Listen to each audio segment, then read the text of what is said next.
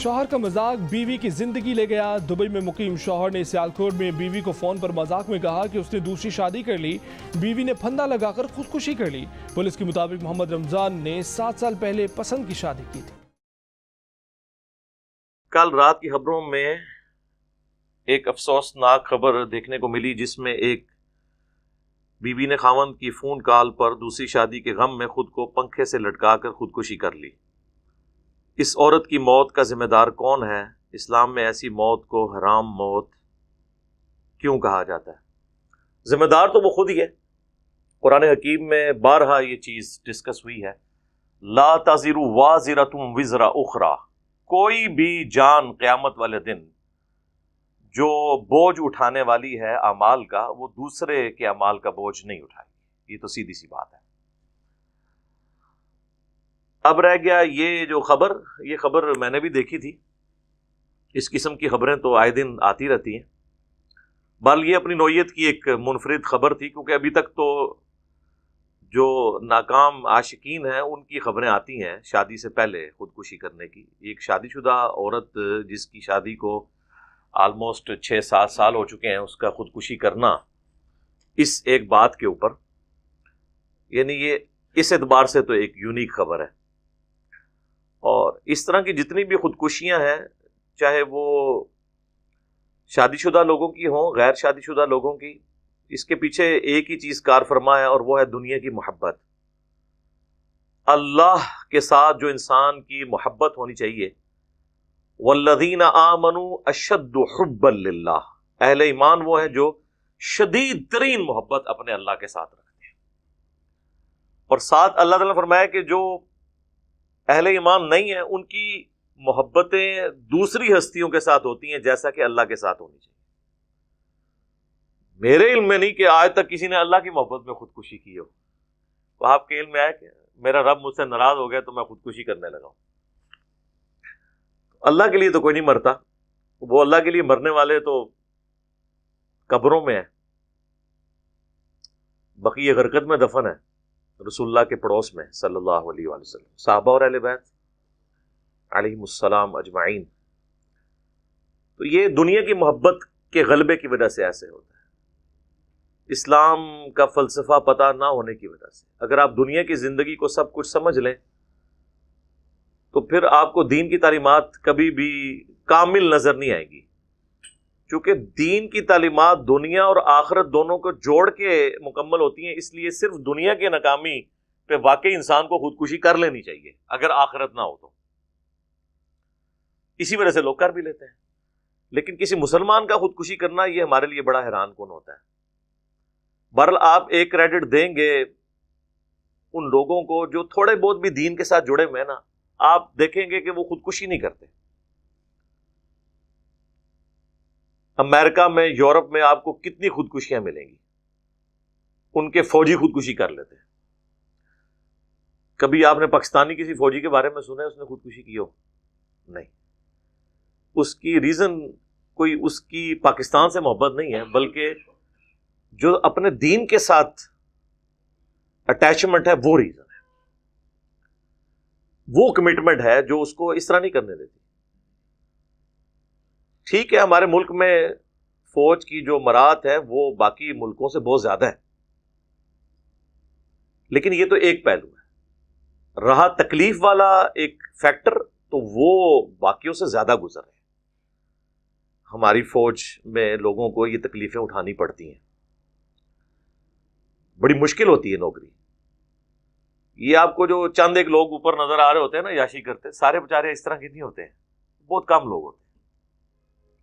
और वो भी, उनमें से भी अक्सर लोग ये तकलीफें काट के वहां तक पहुंचे होते हैं। तो ये खुदकुशी ना होना, इसके पीछे असल फैक्टर जो है वो रिलीजन है। कभी आपने किसी मौलवी के बारे में नहीं सुना कि उसने खुदकुशी की हो। लोग कहते हैं शायद इसलिए नहीं करते कि उनका खाना पीना लगा हुआ है, उन्हें कोई तकलीफ नहीं है। ऐसा नहीं है, ये तो बड़े कम उलमा है जो याशी की जिंदगी गुजार रहे हैं। जो आम आइमा मसाजिद हैं, जरा आप उनका लिविंग स्टैंडर्ड बेचारों का देखें, उनकी तनख्वाहें देखें, आज भी 5,000 10,000 पे नौकरी कर रहे हैं। इस्लामाबाद एक, आप समझ लें, एस्टेब्लिश है हमारे मुल्क में, وہاں پہ بھی آپ کو ائمہ مساجد کی تنخواہیں 15-20 ہزار سے زیادہ نہیں ملیں گی. کوئی خطیب ہوگا تو اس کی 40 یا 50 تک ہوگی. ٹھیک ہے، ساتھ رہائش اور بجلی کا بل اور گیس وغیرہ وہ لوگ ادا کر دیتے ہیں. بہرحال پھر بھی آج کے دور میں مشکل زندگی ہوتی ہے ان کے لیے. لیکن ان میں جو سمجھدار ہوتے ہیں تو وہ تو آپ کو پتہ ہے کہ پھر وہ تو اس طرح آگے جاتے ہیں کہ پوری دنیا کو پیچھے چھوڑ دیتے ہیں. لیکن وہ چند ایک لوگ ہوتے ہیں. زیادہ تر لوگ مفلسی کی زندگی گزار رہے ہیں. لیکن اس کے باوجود آپ کو نہیں ملے گا کسی امام مسجد نے خودکشی کر لی تنگ آ کر، کیونکہ تھوڑا بہت دین کا سینس لوگوں کو ہوتا ہے. یہ لوگ جو ہے نا یہ دیندار نہیں ہوتے ہیں. صرف نماز پڑھ لینا دینداری نہیں ہے جب تک آپ کو دین کی روح کا نہ پتا ہو. ان لوگوں کو تو نہیں اندازہ ہوتا اس چیز کا. میں کہتا ہوں جسے آخرت کے عذاب کا پتا ہو وہ کبھی بھی تصور نہیں کر سکتا خودکشی کرنے کا. مسلمان خودکشی کر ہی نہیں سکتا اگر وہ مسلمان ہے. صحیح بخاری اور صحیح مسلم دونوں میں یہ حدیث موجود ہے. اللہ کے محبوب صلی اللہ علیہ وآلہ وسلم فرماتے ہیں کہ جس شخص نے خودکشی کی وہ ہمیشہ ہمیشہ کے لیے جہنم کی آگ میں جلتا رہے گا. اور نبی الاسلام نے خالدین فیہا ابدا کے الفاظ استعمال کیے، ہمیشہ ہمیشہ کے لیے. اور پھر آپ نے اس کو کھول کے بیان فرمایا کہ جس شخص نے دنیا میں زہر کا پیالہ پی کر خودکشی کی، جہنم کی آگ میں اسے بار بار زہر کا پیالہ دیا جائے گا اور وہ اسی تکلیف سے گزرے گا. پھر اسے نئی زندگی دی جائے گی، پھر وہ اسی تکلیف سے گزرے گا. جس شخص نے اپنے پیٹ میں چھرا گھونپ کر کسی لوہے کے اوزار کے ساتھ خودکشی کی تو اس کے ہاتھ میں جہنم کی آگ میں وہی انسٹرومنٹ دے دیا جائے گا، وہ بار بار اسی طریقے سے خودکشی کرتا رہے گا. جس شخص نے اپنا گلا گھونٹ کر یا رسی سے لٹک کے خودکشی کی، نبی علیہ السلام نے ایک ایک چیز کو بریف کیا، زہر کو، خنجر کو، پھندا لگانے کو، ان ساری چیزوں کو الگ الگ آپ نے ذکر کیا کہ اسی طریقے سے اس پہ وہ والا عذاب مسلط کیا جائے گا. اور یہ عذاب دوزخ کی آگ کے علاوہ ہوگا. وہ آگ میں تو جل ہی رہا ہوگا، پیرلل میں اس پہ یہ عذاب مسلط ہوگا. اللہم لا تجعلنا منہم، اللہم انا نعوذ بک من عذاب جہنم ومن عذاب القبر ومن فتنة المحیا والممات من شر فتنة المسیح الدجال. دنیا میں تو آپ موم بتی کے فلیم پہ بھی 1 منٹ کے لیے ہاتھ نہیں رکھ سکتے. ویسے تو لوگ کہہ دیتے ہیں کہ پھیرا ہی لگے گا. وہ تو سورۃ الفرقان میں آیا کہ جہنم تھوڑی دیر کے لیے بھی اور مستقل قیام کے لیے بھی انتہائی بری جگہ ہے. کوئی تصور نہیں کر سکتا. بخاری اور مسلم دونوں میں حدیث ہے کہ جو جہنم کی آگ ہے وہ دنیا سے 70 گنا زیادہ تیز ہے. یہ 70 کا عدد تو ویسے کثرت کے لیے، واللہ عالم کتنی دفعہ وہ زیادہ ہوگی، ایک سمجھانے کے لیے بات.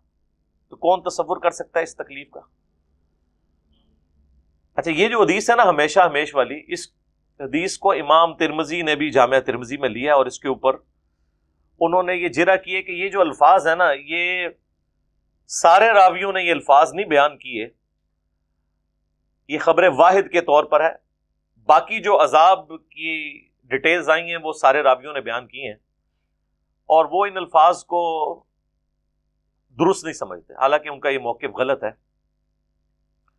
کیونکہ بخاری اور مسلم دونوں میں وہ احادیث موجود ہیں اور اس کی صحت کے اوپر باقی علماء کا اتفاق ہے.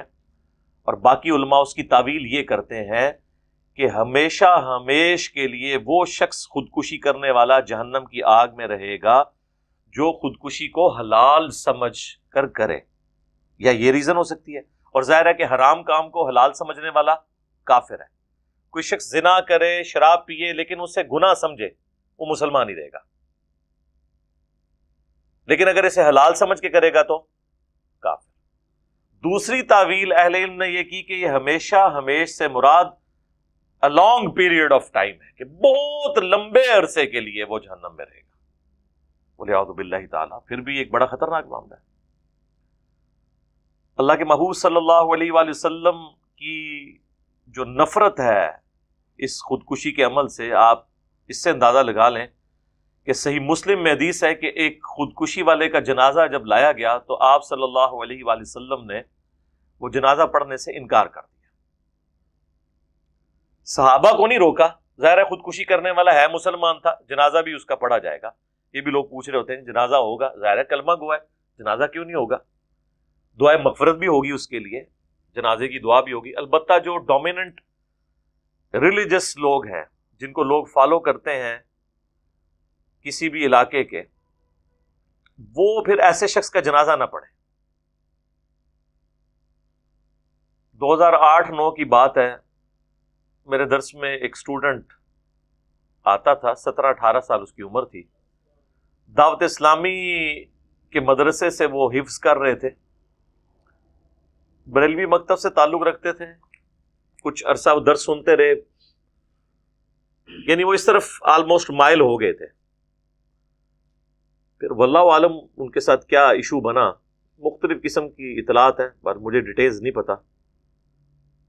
اچانک ایک دن خبر آئی کہ اس نے خودکشی کر لیے تیزاب پی کے۔ یہ عام جو سویپ وغیرہ گھر میں ہوتا ہے نا، ٹوائلٹ صاف کرنے والا، ظاہر ہے کہ تیزاب تو آپ کو پتا ہے اس سے تو پھر ریکوری نہیں ہوتی نا، آپ تیزاب پی لیں تو پھر سارے آرگن ختم ہو جائیں گے اندر سے، تو دوبارہ ریکوری نہیں کرتے۔ باہر تیزاب سے آپ جو چیز جل جائے تو آپ دیکھیں اس کھال کا کیا حال ہوتا ہے، تو اندر آنتوں کا، اسی طریقے سے معدے کا جل جانا، تو ریکوری ممکن نہیں۔ بل وہ فوت ہو گیا، اللہ تعالیٰ اس کی مغفرت کرے۔ جیلم کی تاریخ کے چند بڑے جنازوں میں سے اس کا جنازہ تھا۔ اس قسم کی جو اموات ہوتی ہے نا، کافی لوگ کثرت کے ساتھ اس میں شریک ہوتے ہیں۔ اب ظاہر میرے ساتھ تو خاص تعلق تھا، لیکن میں نے جنازہ نہیں پڑھا تھا اسی وجہ سے، ایک پروٹیسٹ کے طور پہ، جس طرح کہ اللہ کے محبوب صلی اللہ علیہ وآلہ وسلم نے جنازہ نہیں پڑھا۔ ڈومیننٹ پرسنالٹیز کو جنازہ نہیں پڑھنا چاہیے، بلکہ بخاری اور مسلم میں تو یہاں تک حدیث ہے کہ اللہ کے محبوب صلی اللہ علیہ وآلہ وسلم کے سامنے اگر کسی مقروض کا جنازہ لایا جاتا تو آپ اس کا جنازہ بھی نہیں پڑھتے جب تک کہ قرض اتر نہ جائے۔ جب اللہ نے وسعت دے دی غزوہ خیبر کے بعد، تو اللہ کے نبی علیہ السلام خود پھر اس کا قرض اتار دیا کرتے تھے مقروض کا، اور اللہ کے محبوب صلی اللہ علیہ وآلہ وسلم اس آیت مبارکہ کو تلاوت کرتے تھے، النبی اولا بالمؤمنین من انفسہم وازواجہ امہاتہم، نبی مومنین کی جانوں پر ان سے بڑھ کر ان پر حق رکھتے ہیں، اور نبی کی بیویاں امت کی مائیں ہیں۔ تو آپ کہتے تھے کہ اچھا، حالانکہ حق تو نبی علیہ السلام کے لیے قربانی کرنے کا ہے، لیکن حضور اپنے حق میں اسے حق سمجھتے تھے کہ یہ میرے بچوں کی مانند ہے، میں اس کا قرض اتار دوں، ورنہ حکم یہ ہے کہ نبی مومنین کی جانوں پر ان سے بڑھ کر حق رکھتے ہیں۔ لیکن نبی علیہ السلام کہتے تھے اگر میں حق رکھتا ہوں نا، اور میری بیویاں امت کی مائیں ہیں، تو یہ جو امت ہے یہ میرے بچوں کی مانند ہے، اور اگر اللہ نے مجھے وسعت دی ہے تو میں ان کا قرض بھی اتار دوں۔ سوچ کا ہے، یہاں پہ پیر مریدوں سے کھاتے ہیں، اور ہمارا پیر وہ ہے جو مریدوں کے قرضے اتارتا ہے، اور وہ پیر کے جس کے لیے مریدوں کو جان چھڑکنی چاہیے، وہ اپنے مریدوں کے لیے ایسی محبت کے جذبات رکھتا ہے۔ حریص علیکم بالمؤمنین رؤوف الرحیم، مومنین کی جانوں پر ان سے بڑھ کر ان کے لیے حرص رکھنے والے ہیں، اور رؤوف اور رحیم ہیں، یعنی وہ کوالٹیز جو اللہ نے اپنے لیے استعمال کی ہیں۔ اللہ کے لیے تو ہم الرؤوف اور الرحیم بولتے ہیں، نبی الاسلام کے لیے سورہ التوبہ میں بالمؤمنین رؤوف الرحیم، درگزر فرمانے والے، رحمت فرمانے والے ہیں۔ اللہ تعالیٰ قیامت والے دن ہمیں اپنے محبوب صلی اللہ علیہ وآلہ وسلم کی شفاعت نصیب فرمائے، اور جنت الفردوس میں ان کا پڑوس نصیب فرمائے، آمین۔ صحیح بخاری میں حدیث ہے کہ شہید کا ہر گناہ معاف ہو جاتا ہے سوائے قرض کے۔ خیر یہ الگ سے ایک ٹاپک ہے۔ خودکشی والے کا جنازہ آپ نے نہیں پڑھا پروٹیسٹ کے طور پہ، تاکہ ڈومیننٹ پرسنالٹی نہ پڑھے، باقیوں نے پڑھا، ٹھیک ہے، وہ پڑھ سکتے ہیں۔ اب بعض لوگ یہ بھی پوچھتے ہیں کہ آخرت میں عذاب تو آیا، at the end of the day کیا بنے گا؟ تو یقیناً اگر اس نے اس کو غلط سمجھ کر، جذبات سے مغلوب ہو کر خودکشی کی ہے، تو اللہ تعالیٰ کی رحمت والا معاملہ ہو جائے گا۔ اور اس کو سپورٹیو ایک حدیث ہے صحیح مسلم کی، ایک صحابی ہیں سیدنا طفیل، وہ کہتے ہیں کہ اللہ کے محبوب صلی اللہ علیہ وآلہ وسلم کے ایک اور صحابی تھے جنہوں نے ہجرت کی، یعنی وہ سابقون الاولون میں سے تھے، ہجرت کرنے والے۔ اس دوران وہ اتنے بیمار ہوئے کہ ان کو اپنی بیماری کی تکلیف برداشت نہیں ہوئی، تو انہوں نے خنجر نکال کے تو اپنی رگ کاٹ لی، اور اس کی وجہ سے وہ مر گئے۔ ان کے مرنے کے کچھ عرصے کے بعد وہ کہتے ہیں کہ میں نے انہیں خواب میں دیکھا، تو پوچھا آپ کے ساتھ کیا معاملہ ہوا، تو انہوں نے کہا کہ اللہ نے مجھے نبی الاسلام کے ساتھ ہجرت کرنے کی وجہ سے، آپ پر ایمان لانے کی وجہ سے بخش دیا، لیکن انہوں نے اپنے ہاتھ کو یوں ڈھانپ کے رکھا ہوا تھا کسی چیز سے۔ تو کہتے ہیں میں نے پوچھا کہ یہ ہاتھ آپ نے کیوں ڈھانپا ہوا ہے، تو انہوں نے کہا یہ ہاتھ اللہ نے میرا ٹھیک نہیں کیا، کیونکہ اللہ نے مجھے کہا کہ میں نے تجھے اپنے نبی کی اس نسبت کی وجہ سے معاف تو کر دیا، لیکن یہ ہاتھ تو نے خود خراب کیا تھا اپنا، یعنی خودکشی کر کے، تو یہ اس کو میں ٹھیک نہیں کروں گا۔ بھئی اللہ ہے، کہتے ہیں چھوٹی سی بات میں بخش بھی سکتا ہے سر، چھوٹی سی بات میں پکڑ بھی سکتا ہے جی۔ وہ جی بخاری مسلم میں حدیث ہے، ایک بدکار عورت تھی، بعض روایتوں میں ہے کہ کمر تھا، اس نے اپنے موضع میں ایک کتے کو پانی پلا دیا تو اللہ تعالیٰ نے اسے بخش دیا۔ تو صرف بخاری مسلم میں یہی ہے؟ بخاری مسلم میں تو وہ بھی ہے کہ ایک نیک عورت تھی جس نے ایک بلی کو قید کر دیا، وہ بھوکی پیاسی مر گئی، اور نبی الاسلام فرمایا اس عمل کی وجہ سے وہ جہنم کی آگ میں۔ تو یہ دونوں پہلو پیش کیا کریں۔ قرآن میں واضح ہے، نبی میرے بندوں کو خبردار کر دو کہ بے شک میں بخشنے والا مہربان ہوں، لیکن میرا عذاب بھی بہت شدید ہے۔ بیلنس کر کے گفتگو کی گئی ہے۔ تو نبی علیہ السلام کو جب انہوں نے خواب سنایا تو حضور پسیج گئے، آپ نے کہا اے اللہ تو اس کے دونوں ہاتھوں کو بھی ٹھیک کر دے۔ حضور نے اس کے لیے دعا فرما دی۔ اس سے ایک تو یہ پتہ چلا کہ خودکشی کرنے والے کی الٹیمیٹلی تو مغفرت ہو جائے گی انشاءاللہ، اگر وہ کفر پہ نہیں مرا۔ دوسرا اتنا سینسٹیو ایشو ہے کہ اللہ تعالیٰ کا غصہ ایسا ہے کہ اسے بخشنے کے باوجود اس کا ہاتھ وہ ٹھیک نہیں ہوا۔ تیسرا یہ پتہ چلا کہ اللہ کے نبی علیہ السلام نے اس خواب کی توثیق کر دی کہ یہ خواب واقعی غیبی خبر ہے۔ ہر ایک خواب غیبی خبر نہیں ہوتا۔ کل ہماری ویڈیو بھی اپلوڈ ہوئی ہے نا خوابوں سے متعلق، یہ وہ خواب ہے جس کی توثیق خود اللہ کے نبی علیہ السلام نے کر دی، تو وہ اس طرح کا کوئی خواب ہو تو وہ غیبی خبر ہوتا ہے، یعنی مستقبل کے حالات دکھائے جا سکتے ہیں۔ یہاں پہ بھی اگر کسی کو اس قسم کا کوئی خواب آئے نا، تو کسی مرے ہوئے رشتہ دار کے بارے میں، تو اس کے لیے دعا کر دیا کریں، صدقہ اور خیرات کر دیا کریں، تاکہ اللہ اس کے لیے آخرت کی زندگی میں آسانیاں کرے۔ مرنے کے بعد انسان کا غصہ ٹھنڈا ہو جانا چاہیے۔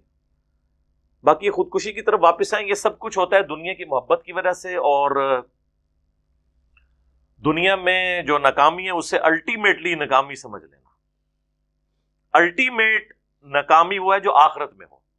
یوم التغابن کہا گیا ہے، ہار اور جیت کے فیصلے کا دن، سورہ التغابن میں، وہ ہے آخرت۔ دنیا میں کوئی شخص لاوارث مر جائے اور فٹ پاتھ پہ اس کی لاش گلتی سڑتی رہے، اس کو کوئی کفن بھی نہ پہنا کے دفنائے، اگر وہ اللہ کے لیے مرا ہے دین واٹ، کوئی فرق نہیں پڑتا۔ رومن امپائر کی بیٹل فیلڈز میں کئی صحابہ کو تیل کے کڑاؤں میں روسٹ کر دیا گیا، تو آپ سوچ سکتے ہیں کہ ان کی لاش کے ساتھ کیا ہوا ہوگا، لیکن آخرت تو بن گئی نا۔ اس لیے تھوڑی سی اس حوالے سے انسان کو صبر کی روش اختیار کرنی چاہیے۔ سورۃ البقرہ میں ہے نا، وَلَنَبْلُوَنَّكُمْ بِشَيْءٍ مِّنَ الْخَوْفِ وَالْجُوعِ وَنَقْصٍ مِّنَ الْأَمْوَالِ وَالْأَنفُسِ وَالثَّمَرَاتِ، ہم ضرور بالضرور آزمائیں گے تمہیں خوف سے، بھوک سے، جان اور مال میں نقص سے۔ پھر چیک کریں گے کہ کون صبر کرنے والا ہے، اور اس کی پھر روش بھی بتائی گئی کہ وہ کہتے ہیں اِنَّا لِلَّهِ وَإِنَّا إِلَيْهِ راجعون، ہم بھی اللہ کی طرف سے ایسے ہیں، ہمیں بھی اللہ کی طرف لوٹ کے جانا ہے، تو یہ تکلیف بھی الٹیمیٹلی ختم ہی ہو جانی ہے۔ نہ بھی ختم ہوئی، ہمارے ختم ہونے سے تو ختم ہو ہی جائے گی نا۔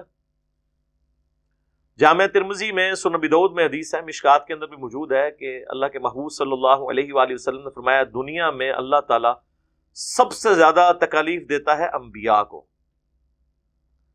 اس کے بعد ان لوگوں کو جو انبیاء کے بعد اللہ کو دنیا میں سب سے بڑھ کر محبوب ہوتے ہیں، پھر ان کے بعد ان لوگوں کو جو ان کے بعد سب سے بڑھ کر محبوب ہوتے ہیں۔ اب دیکھیں یہاں پہ یہ ترتیب نہیں بتائے گی کہ انبیاء، صحابہ، تابعین اور تبع تابعین، یہ پوائنٹ ٹو بی نوٹڈ ہے۔ این ممکن ہے کہ کسی صحابی کی عیاشی کی زندگی گزری ہو اور کسی 1000 سال بعد آنے والے شخص کو تکلیف کی زندگی گزارنی پڑے، اور پھر اللہ کے نبی علیہ السلام فرماتے ہیں کہ ہر شخص کو اللہ تعالیٰ اس کے ایمان کے اعتبار سے آزماتا ہے اور پھر اسی اعتبار سے اس کی آزمائشیں بڑھاتا چلا جاتا ہے۔ الٹیمیٹلی جب وہ دنیا سے اٹھایا جاتا ہے تو اس کے ذمہ کوئی گناہ باقی نہیں رہتا، یعنی اس کے جو تکلیف ہیں اس کے گناہوں کا کفارہ بن جاتی ہے۔ یہ بھی بخاری مسلم میں حدیث ہے نا کہ انسان کو کوئی بھی تکلیف پہنچتی ہے نا تو اس کے بدلے اللہ تعالیٰ اس کے گناہوں کو معاف کرتا ہے، حتیٰ کہ نبی علیہ السلام فرمایا کوئی دکھ، درد، اندیشہ، حتیٰ کہ اس کے پاؤں میں کوئی کانٹا بھی چبھ جائے تو اس کے بدلے بھی اللہ تعالیٰ انسان کے گناہوں کو معاف کر دیتا ہے، الٹیمیٹلی اسے پھر اٹھا لیتا ہے پاک صاف کر کے۔ تو آپ دیکھیں المستدرک للحاکم میں جو حضرت ابو ذر غفاری کے اوپر چیپٹر ہے نا،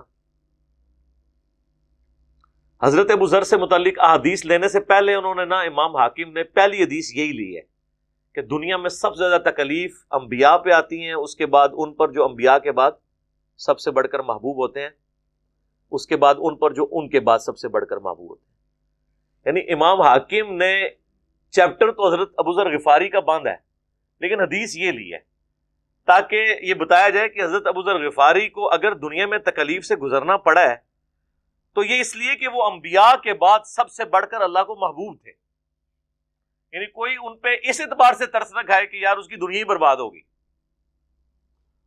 ابو ذر غفاری کے اوپر ہماری ویڈیو آپ دیکھ لیں، وہ تو اس کو ری ماسٹرڈ کر کے ہمارے بھائی نے چڑھائی ہے اس پہ ہدایہ پورٹل کے اوپر، ابو ذر غفاری رضی اللہ تعالیٰ عنہ علیہ السلام پہ، تو دیکھیں اس طرح کی بھی زندگی لوگوں کی گزری ہیں۔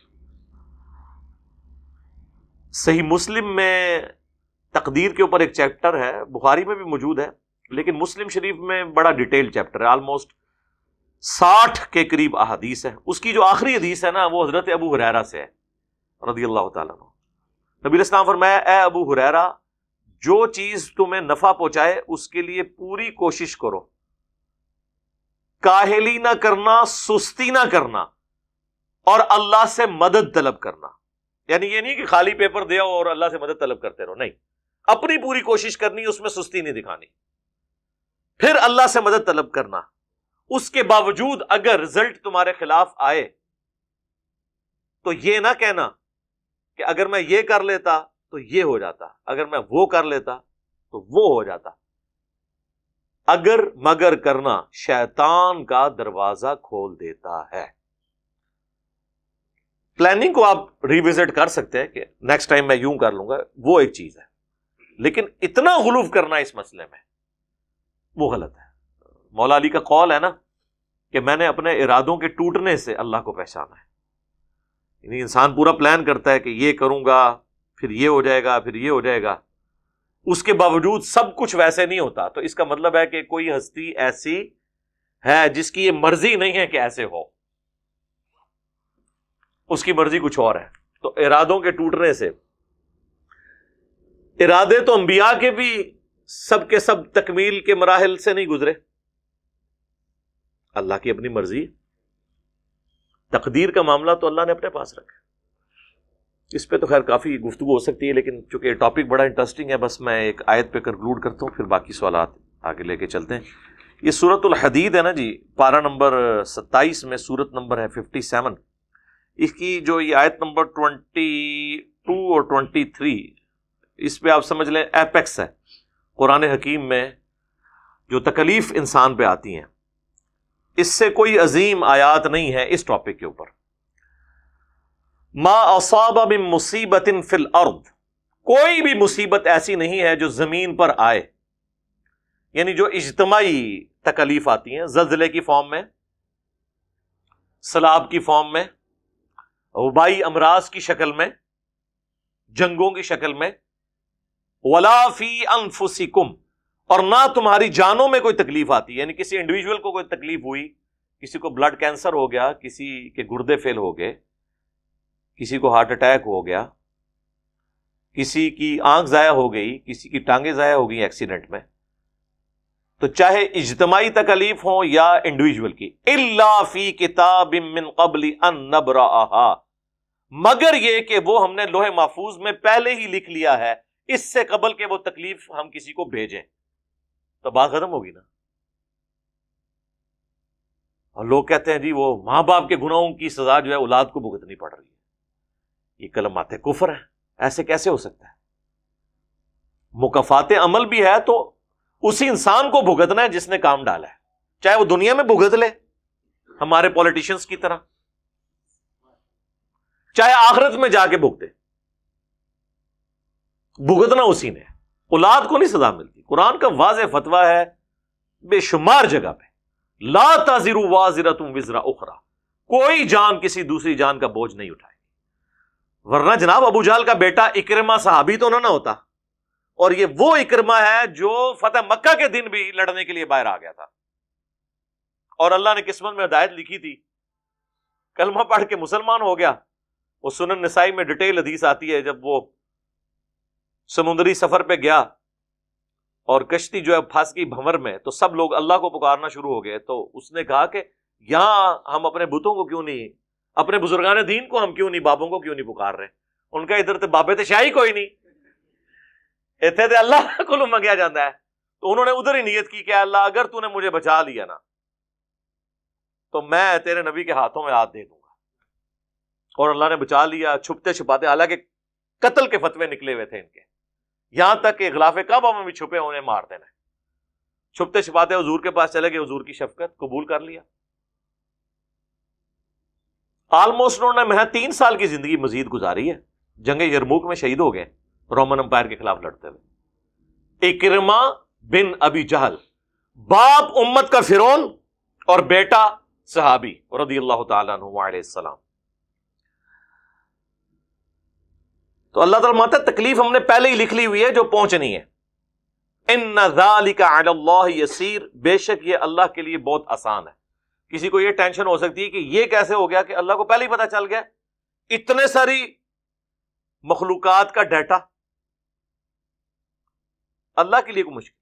لکی لا تأسوا علی ما فاتکم، یہ اس لیے ہم نے کیا کہ تم کف افسوس مت ملو اس پر جو تم سے جاتا رہا، ولا تفرحوا بما آتاکم، اور مت شیخی بگاڑو جو تمہیں مل جائے، جو تمہیں ملا اس پہ شیخی نہ بگاڑو، وہ بھی اللہ کی مرضی سے ملا، اگر چھن گیا تو اللہ کی مرضی سے۔ اللہ کسی کو دے کے آزماتا ہے، کسی سے لے کر آزماتا ہے۔ واللہ لا يحب كل مختال فخور، اور اللہ تعالیٰ کو جو شیخی بگاڑنے والے لوگ ہیں یہ ہرگز پسند نہیں ہے۔ تو یہ ہے اسلام کا فلسفہ۔ دنیا میں اگر ناکامی کا منہ دیکھا بھی تو آخرت کی کامیابیاں تو مقدر ہیں۔ دنیا میں بظاہر اگر ناکامی دیکھی جائے دنیاوی اعتبار سے تو حسین ابن علی رضی اللہ تعالیٰ عنہ علیہ السلام کو کتنی تکلیف اٹھانی پڑی۔ لوگ تو محاورتاً بولتے ہیں نا، دنیا میں سب سے بھاری چیز ایک باپ کے کندھے پر جوان بیٹے کی لاش ہے، تو حسین ابن علی نے تو اپنے کئی بیٹوں کی اور اولاد کی اور رشتہ داروں کی لاشیں اٹھائی ہیں، تو وہ ناکام تو نہیں ہوئے۔ اور آخر میں ان وائزین کو بھی واض و نصیحت کروں گا جنہوں نے اسلام کی یہ پکچر لوگوں کو پیش کی ہے کہ جو اسلام پہ چلے گا نا تو وہ بڑی خوشحال زندگی گزارے گا۔ ایسے نہیں ہوتا، یہ غلط آپ چیز پریزنٹ کر رہے ہیں۔ اگر ایسا ہوتا تو نبی علیہ السلام کو خوشحال زندگی مل جاتی، آپ کے ساتھیوں کو مل جاتی، آپ کے اہل بیت کو ملتی۔ ایسے تو نہیں ہوتا، اللہ نے آزمانا ہے۔ وہ جو کہا گیا نا فی الدنیا حسنہ، اس سے مراد ہے کہ دنیا میں اگر کوئی تکلیف بھی آئے گی نا تو اللہ کے لیے انسان برداشت کر لے گا۔ یہ نہیں ہونا کہ تکلیف نہ آئے، اگر ایسا ہے تو کہیں پھر گڑبڑ ہے۔ ہاں، نوح علیہ السلام کے اجتماع میں ہو 80 بندے اور رائے ونڈ میں ہو 16 لاکھ، ملتان میں ہو 20 لاکھ، تو کہیں تو گڑبڑ ہے نا۔ یہ چیز دیکھیں۔ باقی ہم تو دعا کریں گے اللہ تعالیٰ ان کی مغفرت کرے جن کا آپ نے کیس بھیجا تھا. اور باقی میں بھائیوں سے اور بہنوں سے ریکویسٹ کروں گا یہ خودکشیوں والا کام چھوڑ دیں, اسے کچھ نہیں ہونا, زندگی ختم نہیں ہوگی ایک واقعے سے, بڑی زندگی پڑی ہے. ان مع العسر یسرا, اور اللہ نے 2 دفعہ اس کو ریپیٹ کیا, ہر مشکل کے ساتھ آسانی ہے. اور یہ عورتوں کو مجھے نہیں سمجھ آتی کہ دوسری شادی سے ان کو کیا مسئلہ ہو جاتا ہے.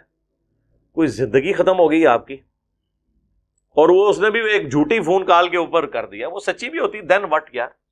ٹھیک ہے, اگر آپ کو نہیں پسند تو آپ کھلا لے لیں, لادا ہو جائیں, یہ اور شادی کر لیں اگر آپ کو یہ نہیں آپ گزارا کر سکتے اس طریقے سے. لیکن یہ کام بالکل کرنے کی ضرورت نہیں ہے. دنیا تو اب تو کہتے ہیں کہ مر جائیں گے, ہاں مر کے بھی نہ چین پایا تو پھر کدھر جائیں گے, تو چین کوئی نہیں ہے آگے. ذہن میں رکھیے گا, کوئی سمجھتا ہے نا کہ مرنے کے بعد سکون ہو جائے گا, جس طرح ہمارے پرائم منسٹر صاحب کہتے ہیں قبر میں سکون ہے. قبر میں سکون اسی کا ہے جس نے دنیا اللہ اور اس کے نبی عز و جل و صلی اللہ علیہ وآلہ وسلم کے مطابق گزاری ہے. ورنہ تو مارا گیا, مرنے کے بعد تو سکون برباد ہونا شروع ہوتا ہے انسان کا اگر اس نے صحیح زندگی نہیں گزاری. اللہم ربنا آتنا فی الدنیا حسنہ وفی الآخرۃ حسنۃ وقینا عذاب النار. آمین.